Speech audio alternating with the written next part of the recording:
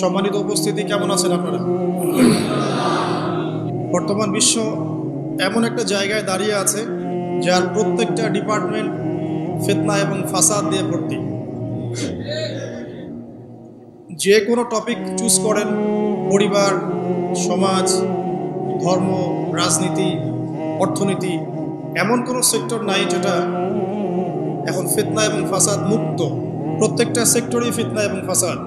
ফাসাদ ধর্মের মধ্যেও আছে, ফাসাদ আজকে পরিবারগুলোর মধ্যেও আছে, ফাসাদ এখনকার সমাজগুলোতে আছে, অর্থনীতির মধ্যে আছে এবং পলিটিক্সেও আছে।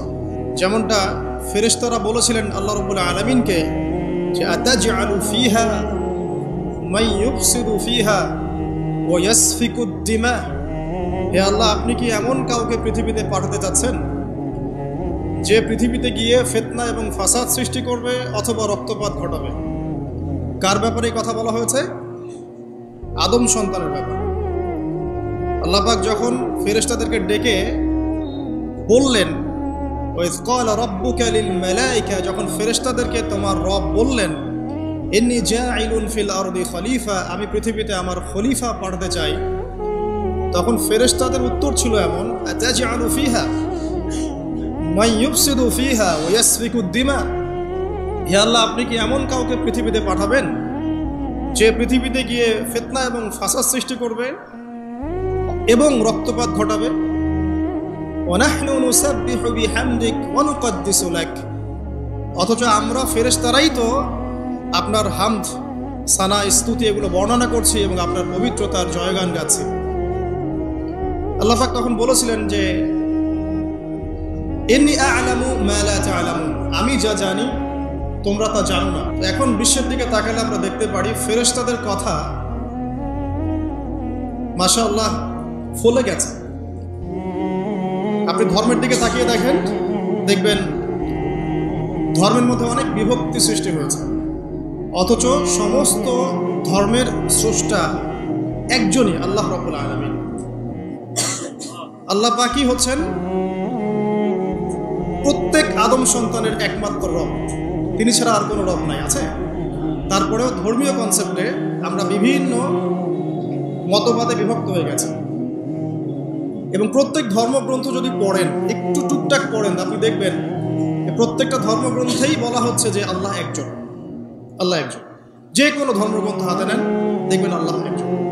শুধু তাই নয়, বড় বড় রিলিজিয়নগুলোর রিলিজিয়াস স্ক্রিপচার্স যেগুলো আছে, ধর্মগ্রন্থ যেগুলো আছে, সেখানে মুহাম্মদ সাল্লাল্লাহু আলাইহি ওয়াসাল্লাম যে শেষ নবী সেটাও বলে দেওয়া আছে। তাহলে এর পরেও এত শততা বিভক্ত কেন আমরা? কারণ আমাদের মধ্যে দুটো স্বভাব ঢুকে গেছে। ইবলিসের স্বভাব, সেটা হচ্ছে আবা ওয়াস্তাকবার, আমরা অস্বীকার করছি এবং অহংকার প্রদর্শন করছি, সত্যকে প্রত্যাখ্যান করছি। আবার মুসলিমদের মধ্যে তাকিয়ে দেখবেন এখানেও হাজারটা দলাদলি আছে, মানুষ হাজারটা দলে বিভক্ত, এক এক দলের এক এক কনসেপ্ট। যদিও আল্লাহ এক, কোরআন এক, নবী এক, তারপরেও বুঝের পার্থক্য। এক একজন, কেউ হয়েছে মুরজিয়া, কেউ হয়ে গেছে জাবারিয়া, কেউ হয়েছে কাদারিয়া, কেউ হয়ে গেছে শিয়া, কেউ হয়ে গেছে খারেজি, কেউ মুতাজিলা। বিভিন্ন মানুষ বিভিন্ন দলে বিভক্ত হয়ে গেছে। মুসলিমদের মধ্যেই, মুসলিমদের মধ্যে কেউ বলছে যে কালিমা লা ইলাহা ইল্লাল্লাহ পড়লেই যথেষ্ট, আমলের প্রয়োজন নাই, এদেরকে বলে মুরজিয়া। মুসলিমদের মধ্যে কিছু মানুষ বলছে কবিরা গুনাহ করলেই তাকে হত্যা করা যাবে, এরা হচ্ছে এই জেনারেশনের, এই যুগের খাওয়ারেজ, মানে যারা মনে করে কবিরা গুনাহ করলেই মানুষ কাফের হয়ে যায়, তাকে হত্যা করা জায়েজ। এদেরকে পুঁজি করেই ইসলামের নামে সন্ত্রাসবাদী কর্মকাণ্ড ছড়ানো হয়েছে, এই কনসেপ্টের মানুষদেরকে পুঁজি করে। মুসলিমদের মধ্যেই কিছু মানুষ বলছে তাকদীর বলতে কিছু নাই, মানুষ নিজেই তার ভাগ্যের নিয়ন্ত্রণ, এদেরকে বলা হয় কাদারিয়া। মুসলিমদের মধ্যে কিছু মানুষ বলছে যে ভাগ্যে যা আছে শুধু তাই হবে, আমার কর্মের কোনো স্বাধীনতা নাই, অদৃষ্টবাদী, এদেরকে বলা হয় জাবারিয়া। মুসলিমদের মধ্যে কিছু মানুষ আলী রাদিয়াল্লাহু আনহুকে নিয়ে বাড়াবাড়ি করছে এবং বড় বড় সাহাবীদেরকে গালি দিচ্ছে। রাফেজি, আছে মুতাজিলা। এরা কেমন? অতি যুক্তিবাদী, যুক্তি দিয়ে যেটা বুঝে আসবে কোরআন সুন্নাহ সেটুকুই গ্রহণ করবে, এর বাইরে যাবে না। মুতাজিলা। এর বাইরে আল্লাহ রাব্বুল আলামিনের শুকরিয়া যে আল্লাহ পাক আহলে সুন্নাহ ওয়াল জামাআহ এই আকীদাটা সমাজে প্রতিষ্ঠিত রেখেছেন, যারা কোরআন এবং সুন্নাহর বাইরে যায় না এবং কোরআন এবং সুন্নাহর সেই বুঝ এবং ব্যাখ্যাটা গ্রহণ করে যেটা আল্লাহর নবী এবং সাহাবীদের পক্ষ থেকে এসেছে। এটা হচ্ছে আহলে সুন্নাহ ওয়াল জামাআহ। এই কথাটা নবী সাল্লাল্লাহু আলাইহি ওয়াসাল্লাম বলেছেন হাদিসে, যে মুসলিম উম্মাহ ৭৩টা দলে ভাগ হয়ে যাবে, যার একটা দল মাত্র জান্নাতি, বাকি সবাই জাহান্নামী। এই গেল ধর্মীয় দলাদলির কথা।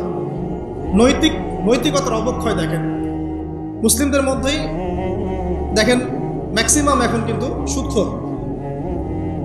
হ্যাঁ, তারপরে ঘুষ খাচ্ছি, দিব্যি দুর্নীতি করছি, কোনো সমস্যা নাই। ইভেন অনেক সময় জনগণের টাকা লুটপাট করে খাচ্ছি, কোনো প্রবলেম নাই। রাষ্ট্রীয় সম্পদকে নিজের গনিমত মনে করছে। আমি গতকাল রাতেও এই হাদিসটা আবার পড়েছিলাম। কিয়ামতের আলামতগুলোর মধ্যে এটা অন্যতম একটা, যে রাষ্ট্রীয় সম্পদকে মানুষ নিজের সম্পদ মনে করে খাওয়া শুরু করবে। মানুষ দান সদকা এবং যাকাতটাকে নিজের উপর বার্ডেন মনে করবে। এটা কি বোঝা? যাকাতের বোঝা। এখানে 10টা-12টা কথা আছে।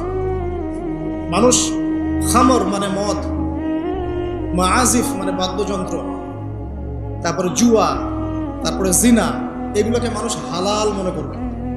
হালাল মনে করে নিবে, মদ পান করবে, নাম অন্য দিবে।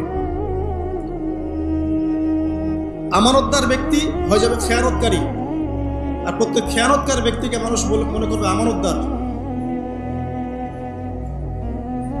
তো নৈতিক অবক্ষয়টা দেখেন, যে মুসলিম হিসেবে জন্মগ্রহণ করার পরে, কোরআন সুন্নাহ হাতে পাওয়ার পরেও আমরা এখন সুদ খাচ্ছি দিব্যি, এটা কোনো ব্যাপার না। এখন বরং এমন একটা কনসেপ্ট এখন চলছে যে সুদ না খেলে আবার এই যুগে চলে নাকি, মানে মায়ের সাথে জেনা না করলে কি এই যুগে চলে নাকি। রংপুরের একটা ঘটনা, যে আমি এক ডক্টরের কাছে গিয়েছি, ডক্টর টেস্ট করার জন্য গাড়ি থামিয়েছি, দৌড় দিয়ে একটা ছেলে আসছে, দূর থেকে আমাকে দেখেছিল, সে গ্লাসে নক করছে। গ্লাস খুলে বললাম, কি সমস্যা বলেন? তো বলছি, হুজুর জাস্ট আপনাকে দেখে দৌড়ায় আসছি একটা খালি মাসআলা জানার জন্য, যে একটা ঘটনা ঘটেছে আমাদের এলাকায়, এটার সলিউশন কি হবে। অনেককে জিজ্ঞাসা করেছে, অনেক রকম কথা বলেছে, আপনার মন্তব্য জানতে আমি দৌড় দিয়ে এসেছি। কি ঘটনা ভাই? তো বলছে যে আমাদের এলাকায় একজন ছেলে, মাদকাসক্ত ছেলে, মানে এডিক্টেড, ড্রাগ এডিক্টেড, সে তার নিজের মায়ের সাথে জেনা করে ফেলেছে। এটা শোনার পরে আমি আসলে কি অ্যান্সার দিব, আমি প্রায় 2 মিনিট চুপ করে বসে আছি। আজ বলবেন কি বলবেন এখন বলুন? এই ছেলের এখন করণীয় কি এটা জানতে আসছে, কি করবে এখন সে? 2 মিনিট চুপ করে থাকার পরে আমি খালি একটা কথাই বললাম, যে আল্লাহর কাছে খালেসভাবে তওবা করতে বলো, এর চেয়ে বেশি কিছু আমার বলার নেই। তো ঘটনাটাকে আপনাদের কাছে কত বিব্রত বোধ হচ্ছে না? অরুচিকর মনে হচ্ছে, খারাপ মনে হচ্ছে, কিন্তু আমরা এখন দিব্যি সুদ খাচ্ছি, মায়ের সাথে জেনাও করছি, খারাপ লাগছে না, বরং যুক্তি দিচ্ছি এগুলো না করলে কি যুগে চলে। মহিলাদের অবস্থা দেখেন, গ্রামে গঞ্জে সব সুদী এনজিও ছড়িয়ে পড়েছে, এবং তারা সদস্য, জমি জমা, ভিটে মাটি, গরু ছাগল সব খোয়াচ্ছে, তারপরেও খেতে হবে। কারণ ওই যে আতাজআলু ফিহা মা ইউফসিদু ফিহা ওয়া ইয়াসফিকুদ দিমা, আপনি কি এমন কাউকে পাঠাবেন যে পৃথিবীতে গিয়ে ফাসাদ সৃষ্টি করবে? এটা হচ্ছে ইকোনমিক ফাসাদ, অর্থনৈতিক ফাসাদ। দেখেন, মুসলিম পরিবারে জন্মগ্রহণ করেও ম্যাক্সিমাম মানুষই নামাজ পড়ে না। ম্যাক্সিমাম কতজন মানুষ 5 ওয়াক্ত নামাজ পড়ে, এটা এখন জরিপ করার ব্যাপার। দেখবেন মেজরিটি সংখ্যক কোরআনটাকে বিশুদ্ধ করে তেলাওয়াত করতে জানে না। কথাগুলো রূপকথা মনে হচ্ছে, বাস্তব জীবনে নেমে এসে দেখেন। ওই যে বলি না আমরা, তাওহীদি জনতা মাঠে আছে, তাওহীদি জনতা মসজিদেই নাই। কে বুঝলেন? কোন মাঠে আছে? তারপরে মুসলিম পরিবারে জন্মগ্রহণ করে দেখবেন পর্দা যে একটা ফরজিয়াত, এই কনসেপ্টই নেই। বরং এখন চেতনা এমন যে গায়ের জামা কাপড় ছিঁড়ে খুলে ফেলতে পারলে বাঁচে, মানে এখন এই যুগ চলছে। একটু আমি দেখাচ্ছি কিভাবে এই জায়গায় আসছে। দেখেন, একটা সময় ছিল যে মানুষ সিগারেট খেত, স্মোক করতো। আমরা ওই জেনারেশনটা দেখেছি, স্মোক করতো চুপ চুপ চুপ করে, ওই চায়ের দোকানের কর্নারে, এই বাথরুমে ঢুকে, ওই মাঠের ওই কর্নারে গিয়ে, কেউ যেন দেখে না ফেলে। তারপরে কয়েক বছর পর পরিস্থিতি একটু পরিবর্তন হলো, ওপেন স্মোকিং, সবাই ভাইয়ের সাথেও স্মোকিং, বন্ধুর সাথেও স্মোকিং, পরে বাবার সাথেও দেখা যায় ছেলে স্মোকিং। এই একটা যুগ আসলো। দেখেন, তারপরে আস্তে আস্তে নতুন নতুন মদ আসতে লাগলো, গাঁজা, হিরোইন, প্যাথেডিন, হ্যাঁ, হুইস্কি ইত্যাদি ইত্যাদি, পেন্সিডিল, ইয়াবা। এখন ইয়াবার যুগ, আরও আপগ্রেডেড কোনো মদ আসছে। এখন সিগারেট টিকেট কোনো বিষয় নেই, কিন্তু ফ্যাশন। যদি কেউ ইয়াবা খায় তাহলে বলা হচ্ছে হ্যাঁ এ মাদক সেবী। আর বাই দ্য ওয়ে, আমাদের দেশে কিন্তু নিবন্ধিত 190টা বারও আছে, হ্যাঁ, এবং দেশি 204টা ব্র্যান্ড চলছে, আর বিদেশি 38টা ব্র্যান্ড চলছে। পারমিট পেয়েছে 85,070 জন। এবং এই মাদক সংশ্লিষ্ট এনজিও আছে প্রায় 76। 21 বছর হলে যদি কেউ পারমিটধারী হয় সে মদ খেতে পারে, সমস্যা নেই, এটা নাগরিক অধিকার আপনার। আবার আশ্চর্যের ব্যাপার এটাও যে এগুলো খুলে উন্মুক্ত করার পরেও আবার মাদক নিরাময় কেন্দ্রও আছে 7টা। মানে ওভাবে খাবেন, এডিক্টেড হয়ে যখন জীবনটা নষ্ট হবে, এই 7টা নিরাময় কেন্দ্রে এসে আপনি চিকিৎসা নেবেন। এগুলো ডিপার্টমেন্ট আছে, সদর দপ্তর আছে, সব গোয়েন্দা সংস্থা আছে। এবং মাদকদ্রব্য নিয়ন্ত্রণ অধিদপ্তরও আছে। তো এটা একটা সার্কাস, মানে এই ওয়ার্ল্ডটা হচ্ছে একটা সার্কাসের জন্য। এই বিশ্বে যা হচ্ছে না, খালি চোখ দিয়ে যা দেখছেন, এর বেশিরভাগই সার্কাস। যেটা বলছিলাম, এখন ইয়াবার যুগ চলছে না। একটা সময় ছিল যখন ছেলে মেয়ে যদি অ্যাফেয়ার করতো লুকিয়ে লুকিয়ে, চিঠি দিয়ে, কেউ যেন না জানে, তাই না? ঠিক, তার মানে এগুলো পার করে আসছে তারা। লুকিয়ে লুকিয়ে ছিল, কেউ যেন দেখে না ফেলে। কফি শপে বসলেও খুব সাবধানে, রিক্সায় বসলে কেউ যেন না দেখে। তারপর একটা যুগ আসলো যে জানলে কোনো সমস্যা, বাসায় ওপেন, আমার গার্লফ্রেন্ড, ও আমার গার্লফ্রেন্ড, ও আমার বয়ফ্রেন্ড, আমরা বিয়ে করব, আমরা প্রতিশ্রুতি দিয়েছি একে অপরকে, নো প্রবলেম। তারপর একটা যুগ আসলো যে যেহেতু প্রেম করছি, বিয়েই তো করতে যাচ্ছি, তো সেক্স করলে সমস্যা কোথায়? তখন আবার সেক্সুয়াল অ্যাক্টিভিটি শুরু হলো। মেয়েরা যদি বাইরে বের হতো, তাহলে যদি কোনো মেয়ের শর্ট কামিজ থাকতো বা আটো পোশাক থাকতো, সে গিল্টি ফিল করতো যে সবাই আমার দিকে তাকাচ্ছে, কেমন লাগছে। আর বেশিরভাগ মানুষ এমনটা করতো না, ওই কয়েকজন করতো। আস্তে আস্তে একটা যুগ আসলো যে না, এখন বেশিরভাগই করে, সয়ে গেল। তারপর একটা যুগ আসছে সরাসরি সেক্স, প্রেম টেম কিছুই নাই, এখন খালি সেক্স।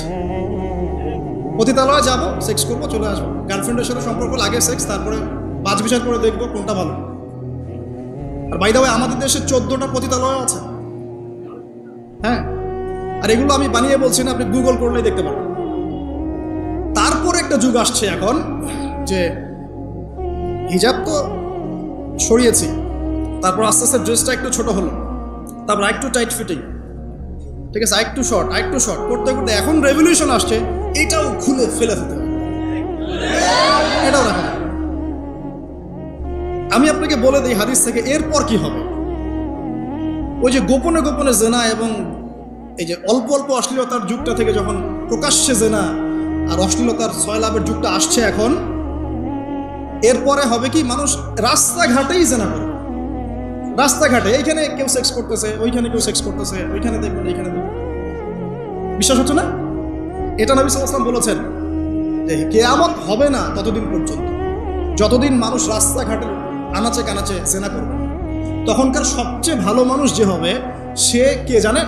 যে গিয়ে ওদেরকে বলবে যে কাজটা এখানে করছো, একটু দেয়ালের পিছনে যাই করতে পারতে না, এ হবে সবচেয়ে ভালো মানুষ। হাদিসে এমন ভাষা এসেছে। যুগ কিন্তু হঠাৎ করেই এরকম ফাসাদপূর্ণ হয় নাই, আস্তে আস্তে আস্তে আস্তে। দেখেন, প্রথমে মাদক গোপনে, দেন প্রকাশ্যে, তারপর এটা ফ্যাশন হয়ে গেল, সবাই খাচ্ছে, কে কী বলে। প্রথমে পর্দা সবাই করতো মোটামুটি, 100 বছর আগের যুগে যান দেখবেন ম্যাক্সিমাম পর্দা। তারপরে আস্তে আস্তে রেভলিউশন, ফ্যামিনিস্ট রেভলিউশন, কাপড় ছোট হতে হতে হতে এখন বিকিনির যুগ আসতেছে, সবাই বিকিনি পরে ঘুরবে। কে এগুলোর বলার আছে? আমার পোশাক আমি পরবো, আপনার বলার কি অধিকার আছে? আমার দেহ আমার সিদ্ধান্ত, আমার দেহ আমার সিদ্ধান্ত। এরপরে আসবে ওই যুগটা যখন মানুষ রাস্তাঘাটে জেনা করবে, আর আল্লাহ রাব্বুল আলামিন বলেছেন তার রাসূলের মাধ্যমে ওদের সামনে কিয়ামত হবে ইনশাআল্লাহ। মানুষ এইভাবে ফাসাদে জড়িয়েছে। মুসলিম পরিবারে জন্মগ্রহণ করার পরেও এই জিনিসগুলো অমুসলিমরা করুক, খ্রিস্টানরা করুক, বৌদ্ধরা করুক, ইহুদিরা করুক, আমাদের কিচ্ছু যায় আসে না। ওরা সারা দেশ সভ্যতা একাকার করে ফেলাক, আমাদের কিচ্ছু যায় আসে না। মুসলিম পরিবারে জন্মগ্রহণ করার পরে একটা মুসলিম ছেলে, মুসলিম মেয়ে কিভাবে এগুলো করতে? দেখবেন মুসলিম পরিবারে জন্ম নিয়েছে, নামাজ নাই, কোরআন তেলাওয়াত নাই, আল্লাহর তো জিকিরের কোনো খবরই নাই। তারপরে দিব্যি সুদ খাচ্ছে, ঘুষ খাচ্ছে, এটা ফ্যাশন। দুর্নীতি এটা কমন, সবাই করে, আমি একটু করলে সমস্যা কোথায়? সবার ভিতরে একটা মানে আত্মিক দুর্নীতি, মানে আমাদের আত্মাটাই দুর্নীতিগ্রস্ত হয়ে গেছে। যখন একটা মানুষের আত্মা দুর্নীতিগ্রস্ত হয়ে যাবে তখন তার কাজগুলোও হবে এরকম। একজন রাইটারের বই পড়ছিলাম, তিনি লিখেছেন যে এখন চলমান যে সময়টুকু চলছে এটা কিন্তু অনেক আগের বই, ওই সময়ের কথা তিনি বলছেন যে এখন যে চলমান সময় চলছে এ যুগে যদি আত্মাটাকে দেহের রূপ দেয়া যায় আর দেহটাকে আত্মার রূপ দেয়া যায় তাহলে দুর্গন্ধে কোনো মানুষ আমার কাছে আসবে না। আমি বোঝাতে পারিনি মনে হয়। আমাদের সুন্দর দেহটাকে যদি আত্মা বানিয়ে দেওয়া হয় আর আমাদের কুৎসিত আত্মাটাকে যদি দেহ বানিয়ে দেওয়া হয়, এত বিভৎস দেখাবে, সামনে কেউ যাবে না। তো যেটা বলছিলাম, ধর্ম মুসলিমদের মধ্যেই ফাসাদ চলছে, ইকোনমিক সেক্টরে ফাসাদ, রিবা, দুর্নীতি, সুদ, ঘুষ, কমন, এগুলো সবাই করছে। মুহাম্মদ সাল্লাল্লাহু আলাইহি ওয়াসাল্লামের উম্মত কিন্তু আমরা কিন্তু আল্লাহর সেই বান্দা যাদের পিতাকে আল্লাহ পাক ফেরেশতাদের সামনে সেজদা করিয়েছেন জ্ঞানের কারণে। সমাজের ক্ষেত্রে যান, দেখবেন সমাজের কাঠামোগুলো ভেঙে পড়ছে। প্রতিবেশী কে থাকে সেটাও মানুষ এখন জানে না, যে আমার পাশের বাসা আছেটা কে। একজন আরেকজনের উপকার করা, কাউকে ছাড় দেয়া দিন দিন কমে যাচ্ছে। দেখবেন কারো উপকার করা এটাকে মানুষ বিরক্তি মনে করছে। রাস্তাঘাটে চলবেন, কেউ ছাড় দিতে রাজি না, যে আপনার আগে যেতে পারবে সে সব ভাবখানা, কেউ ছাড় দিতে রাজি না। রাস্তার নিচু থেকে উঁচু শ্রেণী পর্যন্ত কেউ অন্যের স্বার্থে নিজের স্বার্থ বিসর্জন দিব, ছাড় দিব, এটা চিন্তা করা যাচ্ছে না। সমাজের কাঠামো কিন্তু ভেঙে গেছে।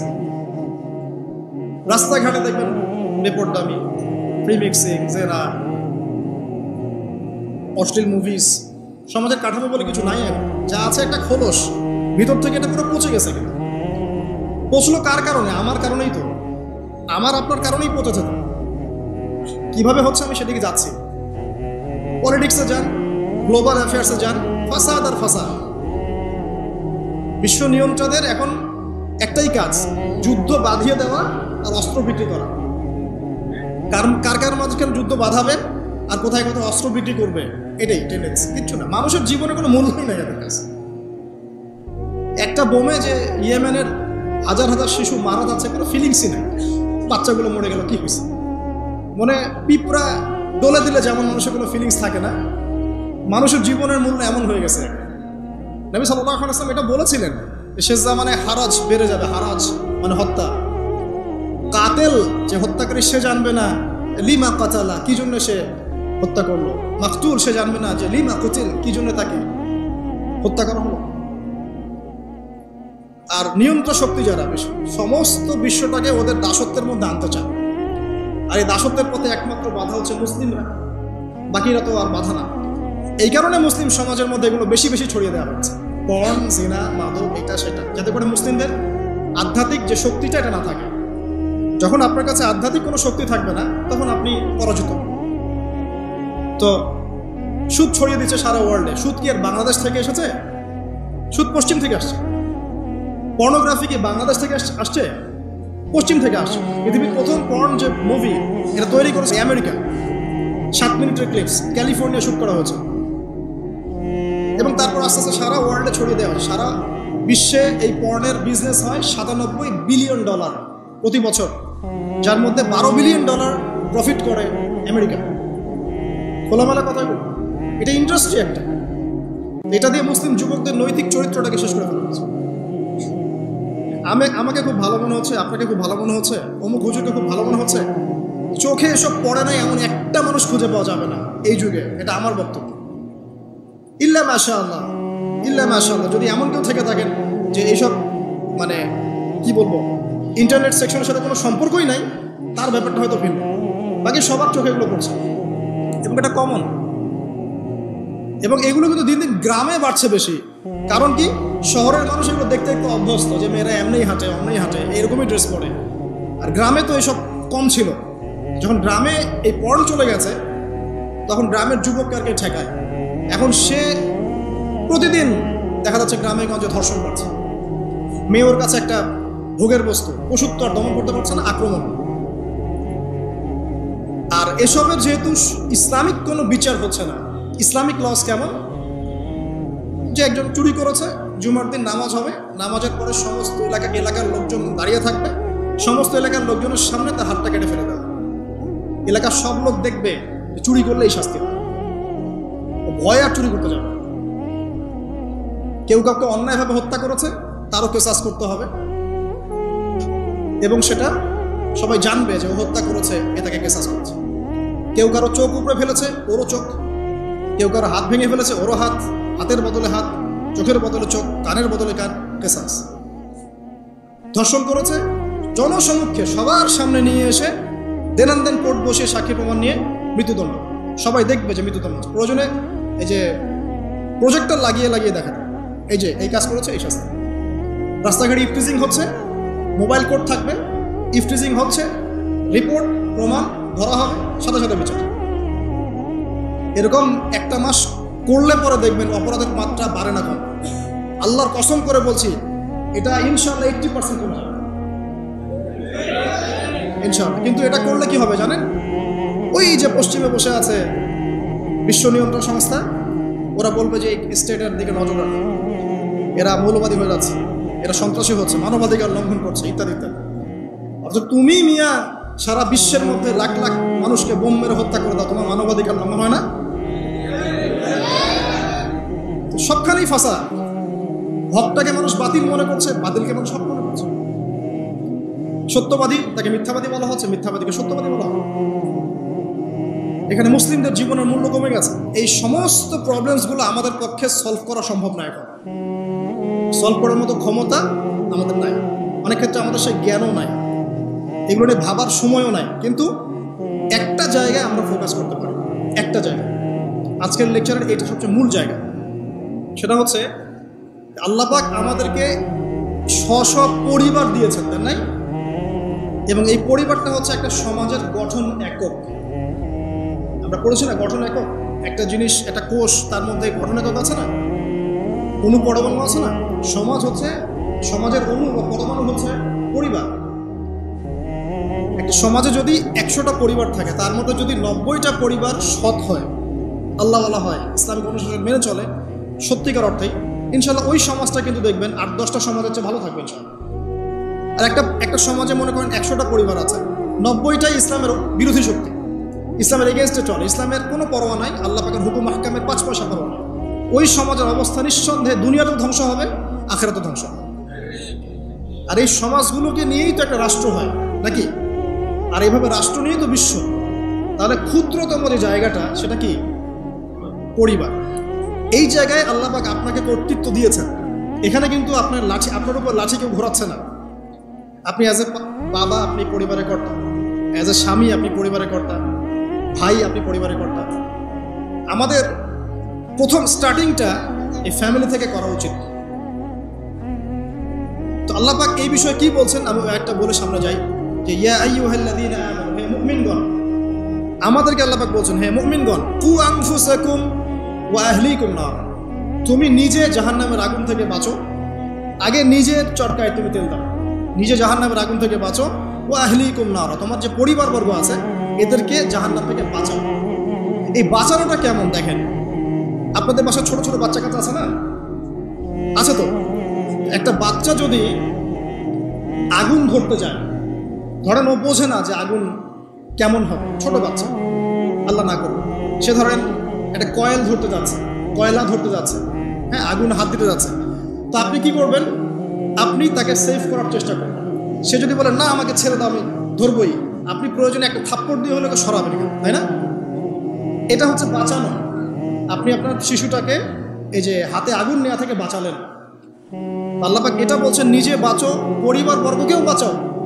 পরিবার বর্গ যদি শুনতে না চায়, না আমি জেনা করব, না আমি গান শুনবো, না আমি মদ খাবই, হ্যাঁ, না আমি এইটা করবো এটা করবো, যদি আপনি বুঝে থাকেন যে আপনার কথাটা হক, শাসন করে হলেও তো তাকে পালন করতে হবে। এখানে আল্লাহ পাকের নসিহত হচ্ছে তোমরা নিজেরা জাহান্নামের আগুন থেকে বাঁচো, পরিবার বর্গকে বাঁচাও। কোন জাহান্নাম থেকে বাঁচবে? আলাইহা মালাইকাতুন গিলাযুন শিদাদ, যেই জাহান্নামে কঠিন কঠিন মনের ফেরেশতারা আছে, পাষাণ মনের ফেরেশতা। আল্লাহ পাক তাদের মনের মধ্যে কোনো দয়া মায়া দেন না।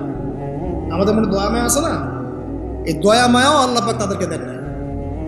শুধু আযাব দেওয়ার মতো শক্তি সামর্থ্য এবং কঠিন একটা মন দিয়েছে। অন্য সূরায় আছে তাদের সংখ্যা 19 জন। কতজন? 19 জন, মানে তারা দায়িত্বশীল। বাকি আর যে কত হাজার লক্ষ কোটি আছে আল্লাহ ভালো জানেন। আলাইহা 19 আল্লাহ পাক বলেছে। তো আলাইহা মালাইকাতুন গিলাযুন শিদাদ লা ইয়াসুনাল্লাহা মা আমারহুম ওয়া ইয়াফআলুনা মা ইউমারুন। আল্লাহ পাক ওই ফেরেশতাদেরকে যে আদেশ করেন সেই আদেশ পালনে তারা বিন্দু মাত্র গাফিলতি করে না। এই সব ফেরেশতা থেকে যারা জাহান্নামের প্রহরী, এই জাহান্নাম থেকে তুমি নিজে বাঁচো, তোমার পরিবারকে বাঁচো।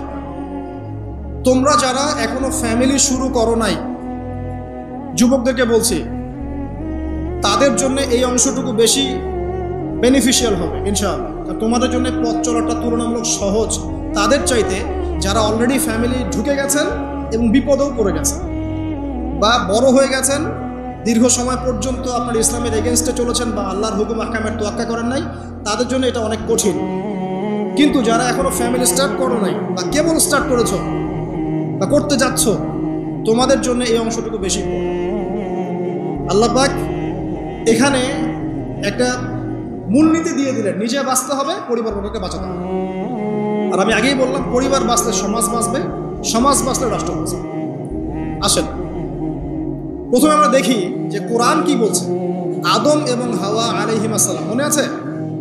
তাদের দুইজনকে আল্লাহ পাক পৃথিবীতে নামিয়ে দিয়েছেন না? যে ভুলটা তারা করেছেন সেই ভুলের ফল তারা দুইজনের সমানভাবে শেয়ার করে নিচ্ছেন না? বুঝতে পারছেন? আল্লাহর সীমা লঙ্ঘন করার পরে তাদেরকে যে আল্লাহ পাক নামিয়ে দিলেন পৃথিবীতে, এখন এই যে লম্বা সময় তাদেরকে পৃথিবীতে থাকতে হবে, পৃথিবীর এইসব ভোগান্তি পোহাতে হবে, হ্যাঁ, জান্নাতের সেই নাজ নেয়ামত থাকছে না, এই যে কষ্টের পথ চলা, এই পথ চলাতে কি স্বামী স্ত্রী একসাথে না? এভাবে যদি পরিবারের স্বামী এবং স্ত্রীরা তাদের জীবনের উদ্দেশ্যটা ফিক্স করতে পারে এবং সমস্ত বাধা বিপত্তিকে হাসি মুখে একসাথে ডিঙাতে পারে, পরিবারের শান্তি আছে। যদি না পারে তাহলে বুঝবেন যে সে আদর্শ স্বামী ছিল না, অথবা সে আদর্শ স্ত্রী ছিল না। এখান থেকে শিক্ষা হচ্ছে দুইজনের জীবনের উদ্দেশ্য একই রকম হতে হবে, দুইজনের লাইফের মিশন সেম হতে হবে, তখন আপনি পরিবারের শান্তি পাবেন। যদি না হয় তাহলে আপনি বিয়ের মধ্যে ভুল করেছেন। অতএব এই জায়গায় নসিহতটা প্রথম নেন। তারপরে চলে আসেন নূহ আলাইহিস সালাম, মনে আছে নাম? তার একজন ছেলে ছিল, সে কি মুমিন ছিল? করেন নাই? সে কিন্তু মুমিন ছিল না, সে অস্বীকারী ছিল। তার নূহ আলাইহিস সালামের স্ত্রী, সে কি মুসলিম ছিল? চিন্তা করতে পারেন, একজন নবীর স্ত্রী মুসলিম নন, একজন নবীর ছেলে, তিনি আল্লাহর আদেশের পরোয়া করছেন না। আল্লাহ বলছেন লাইসা মিন আহলিক, এই ছেলে তোমার পরিবারের কেউ না। নূহ আলাইহিস সালাম বলছেন, হে আল্লাহ, সে আমার পরিবারের একজন, তাকে ক্ষমা করে দাও। আল্লাহ বলছেন লাইসা মিন আহলিক, সে তোমার পরিবারের কেউ না। নবী পরিবারের সদস্য হওয়া সত্ত্বেও লূত আলাইহিস সালামের স্ত্রী, সে কি জান্নাতি না জাহান্নামী? তাহলে এখানে বোঝেন যে নবী পরিবার হলেও যদি ব্যক্তিগত পর্যায়ে মানুষের মধ্যে ঈমান ইসলাম না থাকে, তাহলে এইসব বংশের পরিচয়, রক্ত, বর্ণ, জাতীয়তাবাদ, ভাষা, এগুলো মানুষকে আল্লাহর আযাব থেকে বাঁচাতে পারে। নবীর পরিবারের সদস্য হওয়া সত্ত্বেও তারা জাহান্নামে যাচ্ছে। শ্রদ্ধা হারিম পড়ে। তাহলে আমাদের কাজ কি? নিজের চটকাটা তেল দেওয়া। আমি কত বড় আলেমের ছেলে, আমি কত বড় দায়ীর স্ত্রী, আমি কত বড় মানে মুফাসসির মুহাদ্দিসের সন্তান, ভাই, এসবের কোনো মূল্য নাই।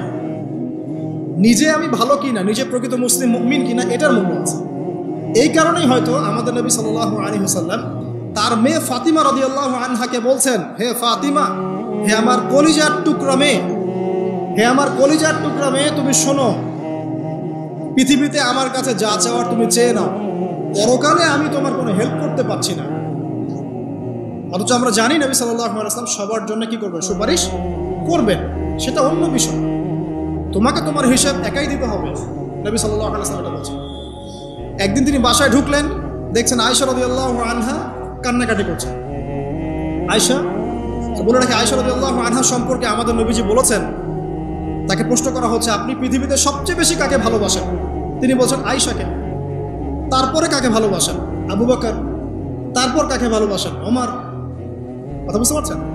সেই আয়েশা রাদিয়াল্লাহু আনহা বাসায় কান্নাকাটি করছেন। তিনি বলছেন, কি জন্য কাঁদছো হে আয়েশা? আয়েশা রাদিয়াল্লাহু আনহা বলছেন, জাহান্নামের আযাবের ভয়ে আমি কাঁদছি। কি হবে ইয়া রাসূলুল্লাহ আমাদের শেষ?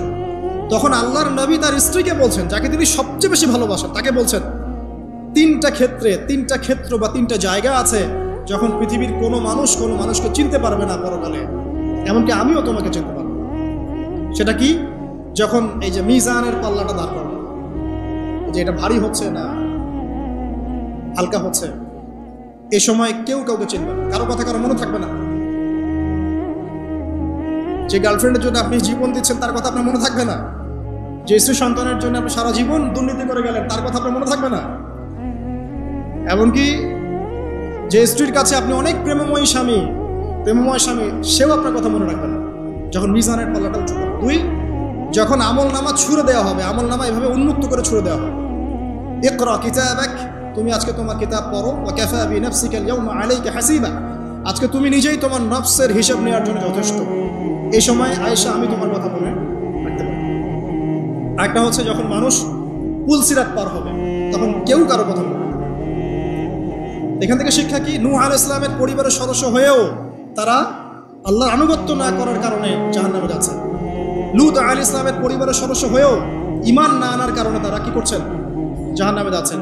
আমাদের শিক্ষা হচ্ছে আমাদের পরিবারগুলোর, যে আমাদের এই বংশ, আমাদের এই যে টাকা পয়সা, স্ট্যাটাস, রং, হ্যাঁ, বাড়ি গাড়ি, পলিটিক্যাল পথ, কোনো কিছুই আমাদেরকে আল্লাহর আযাব থেকে বাঁচাতে পারবে না যদি আমরা প্রকৃত মুসলিম মুমিন না হতে পারি। তো পরিবারের সদস্যদেরকে আল্লাহ পাক ঈমানদার হওয়ার তৌফিক এনায়েত করুন। এবার আসেন সামনে, আরো সামনে যান। দেখেন ওই যে ইব্রাহিম আলাইহিস সালাম, দেখেছেন? মনে আছে? বাবা হচ্ছে ওই সমাজের সবচেয়ে বড় লিডারের ডান হাত, নমরুদের ডান হাত। সে হচ্ছে মূর্তি পূজারীদের সর্দার, মানে মূর্তি সে বানাতো, স্ট্যাচু মেকার।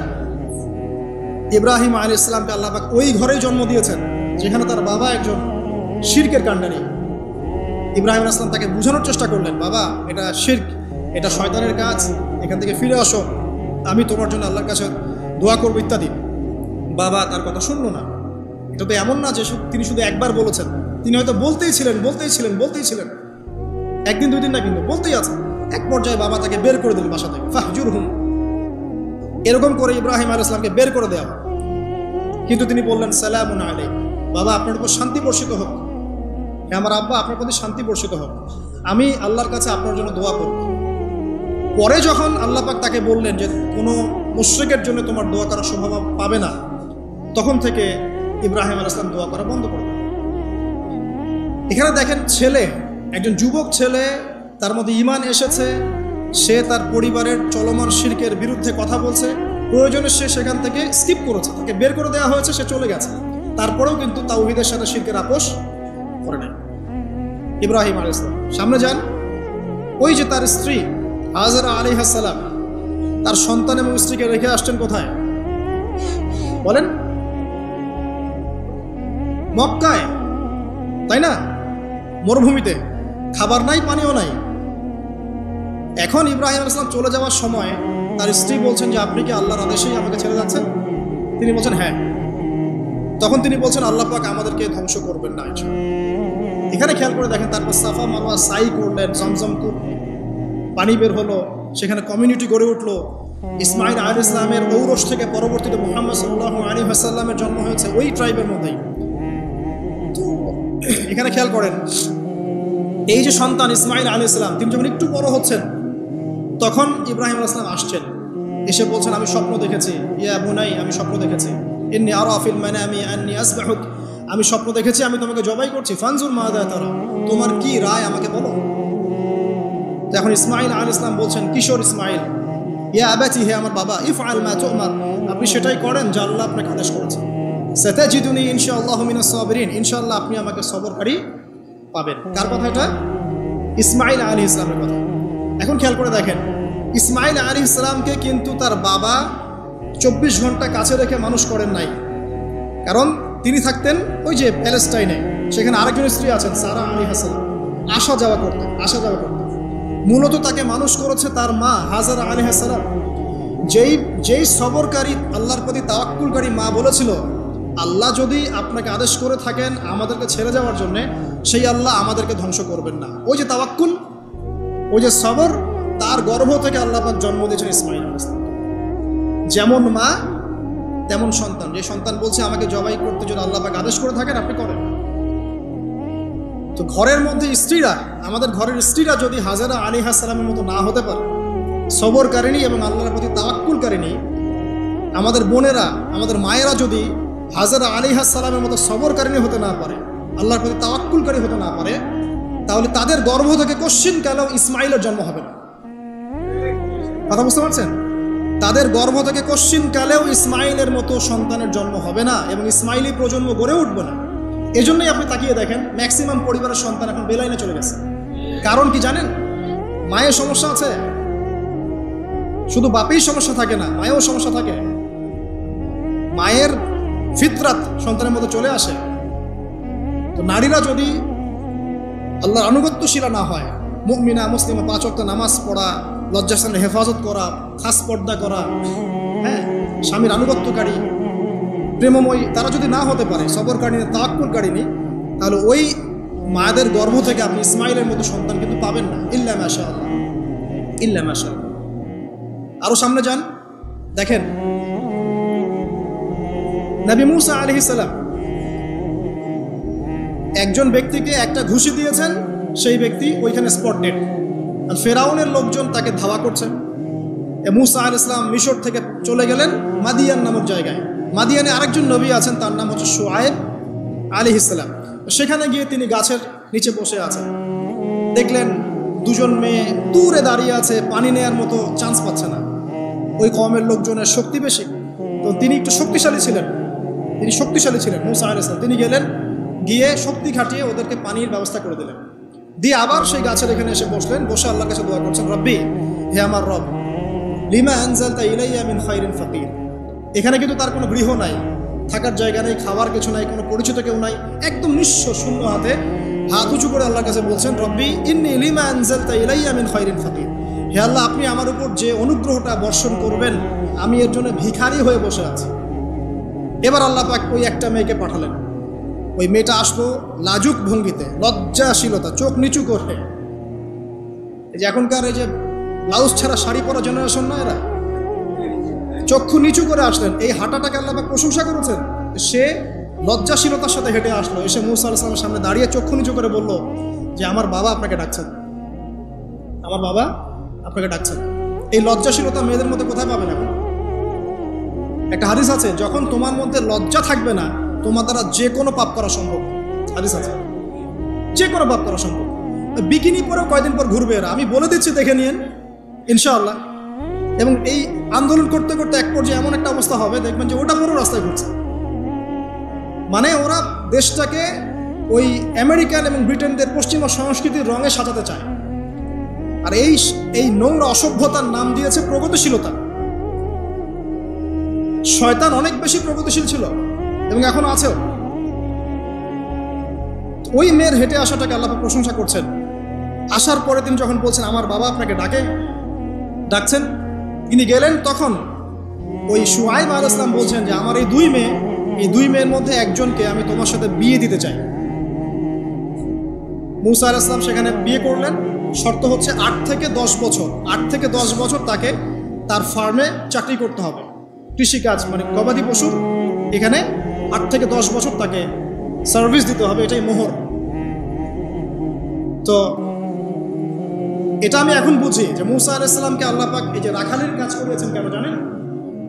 কারণ এই কাজগুলো মানুষের ধৈর্য বাড়ায়।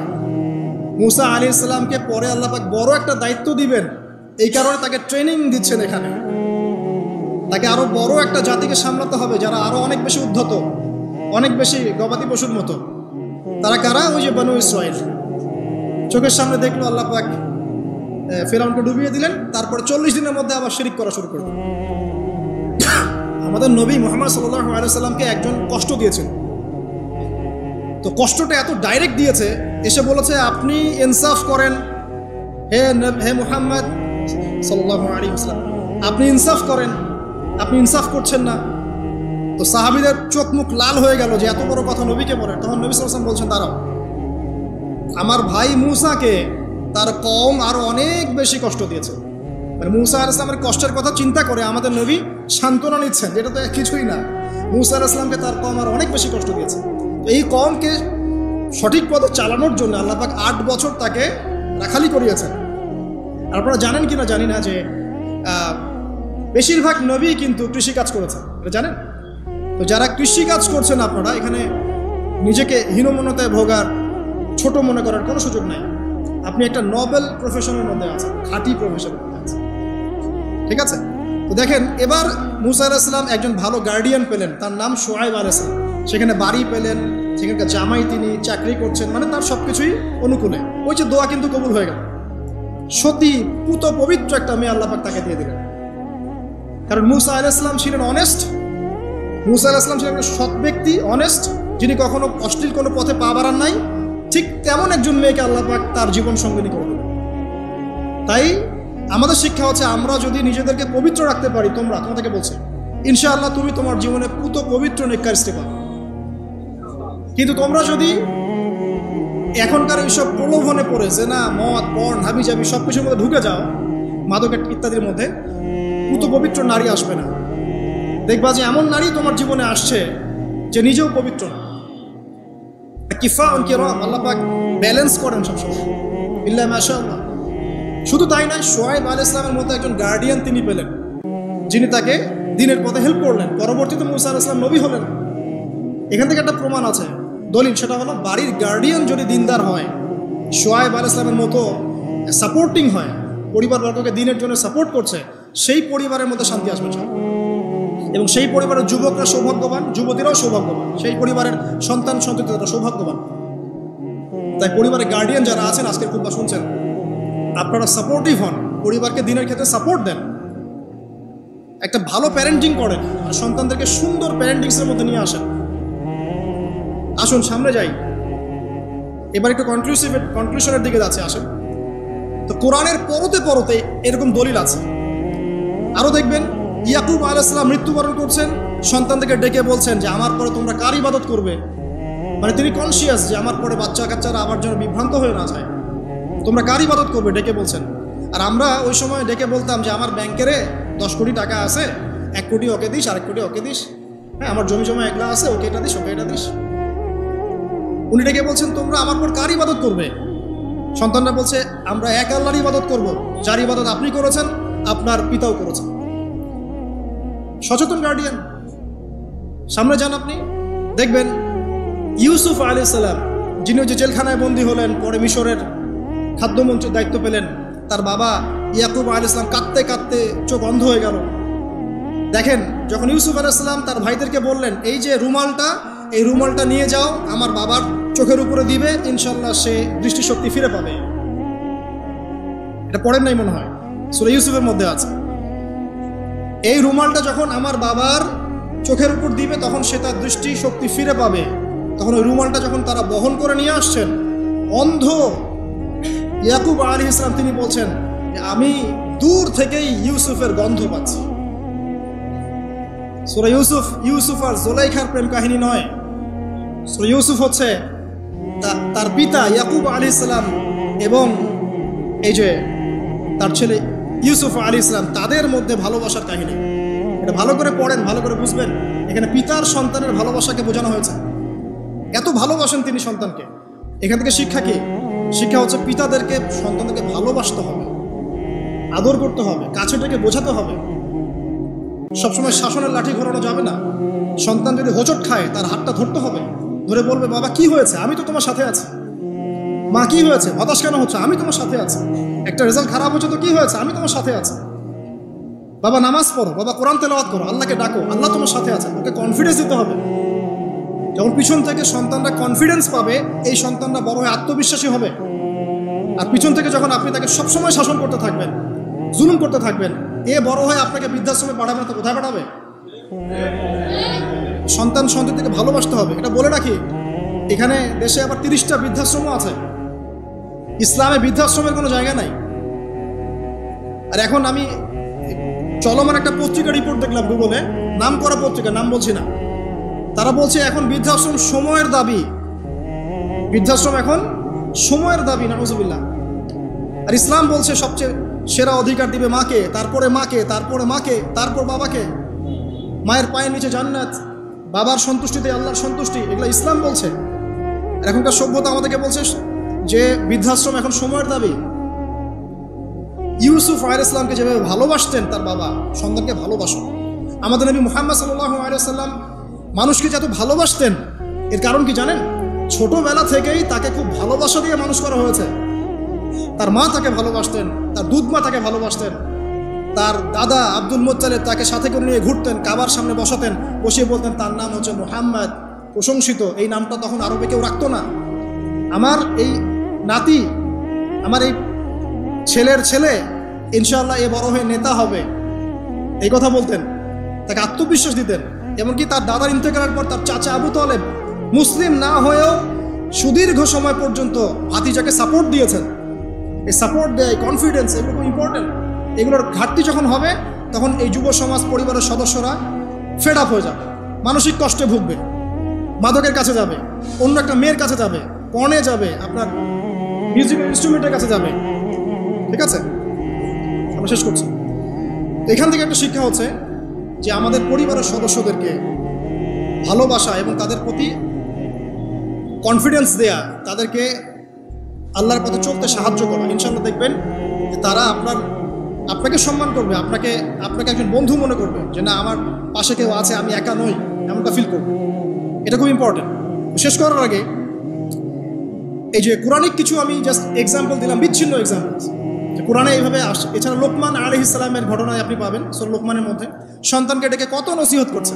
বাবা শিরিক করো না, সৎ কাজে আদেশ করো, অসৎ কাজে নিষেধ করো, পিতামাতার খেদমত করো। আর আমরা বাচ্চাদেরকে কি শেখাই? জমি জমা, বাড়ি গাড়ি, দাঁড়াতে হবে, চাকরি করতে হবে, এটা সেটা। আগে সন্তানকে শেখাচ্ছে বাবা আল্লাহকে চিনো, আল্লাহ বলে একজন আছে, তিনি, তাকে চিনো আগে, তার সাথে কাউকে শরিক করো না। শিরকের শিক্ষা কোথায় এখন পরিবারের মধ্যে? তো কোরআনে এরকম অসংখ্য দলিল আছে। শেষ করার আগে আমি যেটা বলতে চাই যে আমাদেরকে কিছু কিছু বিষয় যদি আমরা এখনো যদি মেনে চলি, এই ভঙ্গুর সমাজ ব্যবস্থায়ও আদর্শ পরিবার ধরে রাখা ইনশাআল্লাহ সম্ভব। আমি সব কথা আজকে বলতে পারলাম না, ইনশাআল্লাহ আরেকদিন কথা হবে অন্য কোনো লেকচারে। যে প্রথমেই পরিবারের যে সদস্যরা আছেন তাদেরকে ইলম বা জ্ঞানের চর্চা করতে হবে। 2, পরিবারের তাওহীদ প্রতিষ্ঠা করতে হবে, নবী সাল্লাল্লাহু আলাইহি ওয়াসাল্লামের সুন্নত প্রতিষ্ঠা করতে হবে। এই দায়িত্বটা পরিবারের কর্তাদের, স্বামী না থাকলে স্ত্রী, মা, ভাই, পিতা, তাদের সবার দায়িত্ব এটা। পরিবারে তাওহীদ প্রতিষ্ঠা করা, সুন্নত প্রতিষ্ঠা করা। পরিবারে নামাজ থাকতে হবে, নামাজ। 5 ওয়াক্ত নামাজ নাই, পরিবার আদর্শ হবে না। পরিবারের সদস্যদেরকে দান সৎকার দিকে উৎসাহিত করতে হবে। যত দান করবে সম্পদ বাড়বে, যত দান করবে সম্পদ বাড়বে। দান কমিয়ে দিলে সম্পদ কমে আসবে। পরিবারের সদস্যদেরকে নৈতিকতা শিক্ষা দিতে হবে, মূল্যবোধ শেখাতে হবে, কালচার হিসেবে গড়ে তুলতে হবে। তারা সামাজিক, তারা সবার পাশে দাঁড়াতে চায়, সমাজ কল্যাণমূলক কাজগুলোতে উৎসাহিত করতে হবে। পরিবারের সদস্যদেরকে বুস্ট আপ করতে হবে, পিছন থেকে তাদেরকে আত্মবিশ্বাস দিতে হবে যে আমরা আছি তোমার সাথে, তুমি তোমার প্রতিভা অনুযায়ী সামনে যাও। যার যেখানে প্রতিভা সেখানে তাকে আত্মবিশ্বাস দিতে হবে। হ্যাঁ তুমি লিখতে পারো, ভালো লিখো বাবা, তোমাকে টাকা পয়সার ফিকির করতে হবে না, তোমাকে জব ক্যারিয়ারের চিন্তা করতে হবে না, তোমাকে আল্লাহ পাক লেখার ক্ষমতা দিয়েছেন, লিখো, আল্লাহ ওখানেই রিজিক দেবেন ইনশাআল্লাহ। তুমি বলো, তোমাকে বলার ক্ষমতা আল্লাহ পাক দিয়েছেন, তুমি ভালো করে বলো। তুমি বিজ্ঞান ভালো পারো, বিজ্ঞান নিয়ে গবেষণা করো। তুমি ভালো খেলো, ভালো করে খেলো। মানে আপনাকে ওর প্রতিভা অনুযায়ী আপনাকে বুস্ট আপ করতে হবে ইসলামিক রুলস মেনেই। বাসায় পর্দার বিধান চালু করতে হবে যাদের মধ্যে নাই, ওইটাকে শক্ত করে ধরতে হবে, হেলায় ফেলায় ছেড়ে দেওয়া যাবে না। বাসার মধ্যে অপসংস্কৃতি যেগুলো আছে, বাইরের কালচার যেগুলো ঢোকে, এগুলো রাস্তা বন্ধ করতে হবে। ইন্টারনেট সেকশনগুলোকে লিমিটেড করতে হবে। এবং যা দেখবেন সবাই একসাথে দেখবেন, ড্রয়িং রুমে বসে। স্মার্টফোন এতে অ্যাভেলেবেল করে দিবেন না। এমনও কান্ট্রি আছে 18 বছর না হলে কেউ ফোন ইউজ করতে পারে না, আর আমাদের জন্মের পর থেকেই ফোন। বাচ্চার ওই ফোনটা দেওয়া মানে তার মস্তিষ্ক ড্যামারেজ শেষ। দেখেন আপনি ফোনের কারণে যে কত পাপ করতেছে আল্লাহ। এবং ফোনকে আমরা এখন আর কন্ট্রোল করছি না, ফোনই আমাদেরকে কন্ট্রোল করছে। এইগুলো বন্ধ করতে হবে। বাসার সদস্যদের খাওয়া দাওয়ার দিকে ফোকাস করতে হবে, তারা কি খাচ্ছে, কেমন খাবার খাচ্ছে, ফ্রেশ ফুডের ব্যবস্থা করতে হবে। কালচার্ড কথা বলতে হবে, সুন্দর করে কথা বলতে হবে তাদের সাথে। ঝগড়াঝাটি এগুলো দেখে যখন তারা অভ্যস্ত হয়ে যাবে তখন তো নৈতিকতার অবক্ষয় ঘটবে।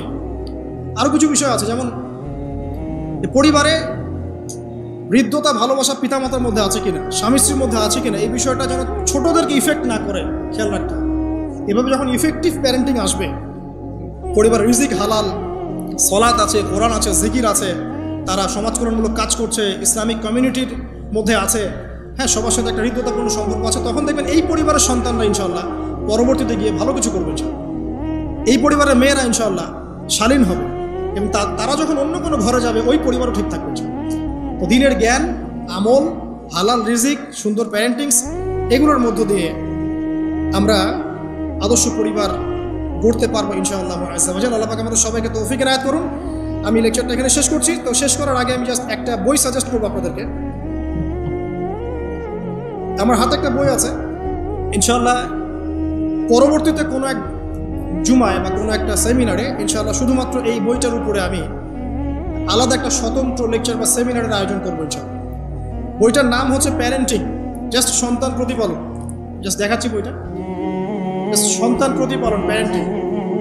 এটা টোটালি ইসলামিক বই। আমি এমন করে বলছি না যে এটা ইসলামিক মূলনীতি এখানে একপেশেভাবে উপস্থাপন করা হয়েছে, এমন নয় বিষয়টা। কারণ সমস্ত পরিবেশ পরিস্থিতি সাথে মিলিয়ে এ যুগে কীভাবে আপনি একজন সফল পিতা হবেন, সফল মা হবেন, সন্তানকে কীভাবে প্রতিপালন করবেন, এই বিষয়গুলো এখানে সুন্দর করে দেওয়া আছে।